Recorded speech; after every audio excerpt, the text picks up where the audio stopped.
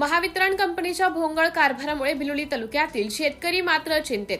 नांदेड जिल्ह्यातील बिलोली तालुक्यातील शेतकरी एमएससीबी कंपनीच्या काही कामचोर कर्मचाऱ्यांमुळे गेल्या 5 वर्षापासून शेतकऱ्यांनी कोटेशन भरून सुद्धा अद्यापही त्यांना पोल किंवा ताराची सोय करून दिली नाही. मात्र बिल हे चालूच ठेवून या शेतकऱ्यांवर बोजाचे टोपले डोक्यावर ठेवून ओझे मात्र करून ठेवल्याचं दिसून येत आहे. मागील वर्षी देगलूर बिलोली विधानसभा मतदारसंघाचे आमदार जितेश चंतापूरकर व राज्यसभा खासदार अजित गोपछडे यांनी घेतलेल्या आढावा बैठकीत त्यांनी कोटेशन भरलेल्या शेतकऱ्यांना त्वरित पोल व तार देण्याचे ठरवले होते. असे मुद्दे गाजले होते, पण त्यांच्यावर अद्यापही कोणतेही निर्णय झाले नाही. सध्या तरी वाटत आहे की कर्मचाऱ्यांवर खासदार व आमदारांचे वचक ठेवलेले दिसून येत आहे.